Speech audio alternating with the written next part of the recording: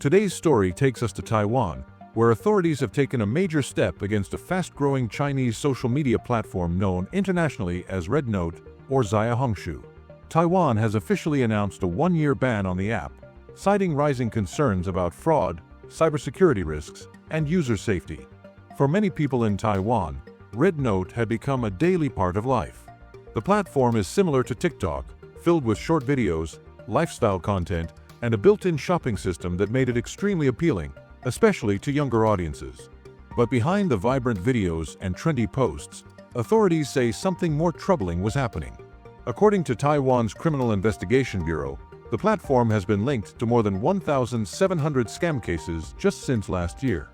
These cases reportedly caused financial losses of over 247 million new Taiwan dollars, which is around $7.9 million US. Local media outlets say that fraudsters have been using the platform's shopping features to trick users, sell fake products, or lure them into online schemes. Because of this, Taiwan's internet service providers have now been ordered to block access to RedNote. This decision is expected to affect at least 3 million users across the island. And early reports from Taipei show that many users have already lost access to the app. Instead of the usual feed, they are now greeted with a message saying the platform is unavailable due to security restrictions.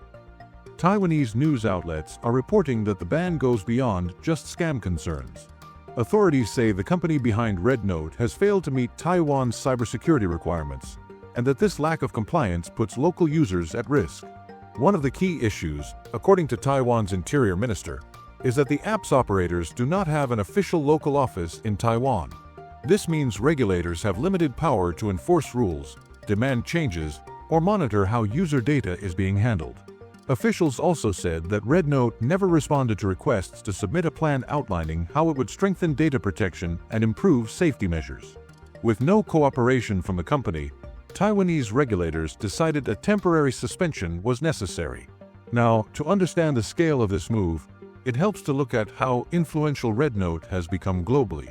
The app launched in 2013 and has grown into one of Asia's most popular platforms, with hundreds of millions of users worldwide.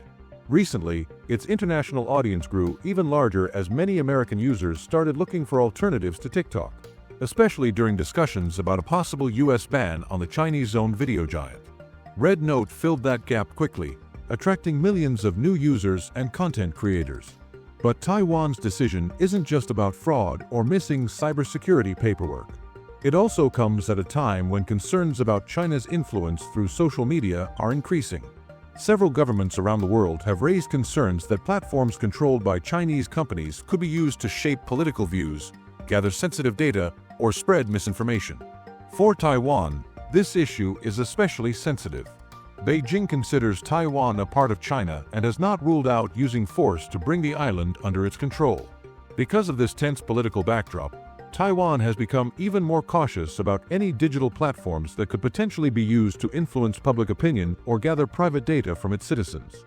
Interestingly, RedNote isn't just facing pressure from foreign governments. Even within China, the company has run into serious trouble.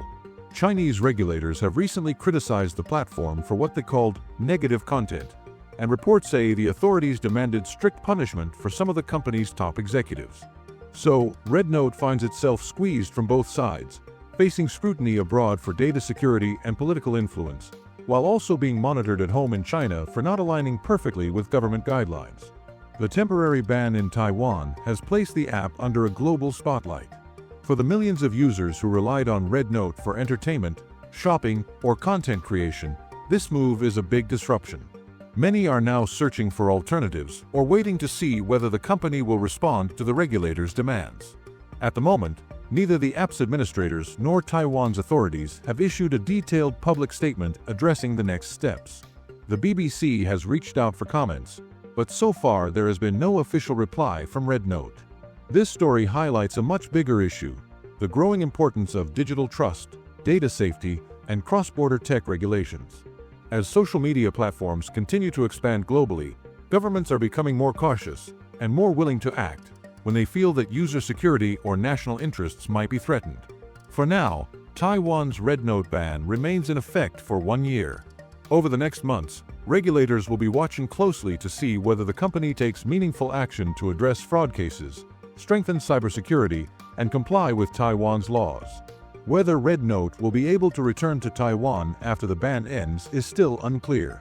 But one thing is certain: the digital world is changing fast, and governments everywhere are becoming far more vigilant about the apps their citizens use and the risks that might come with them.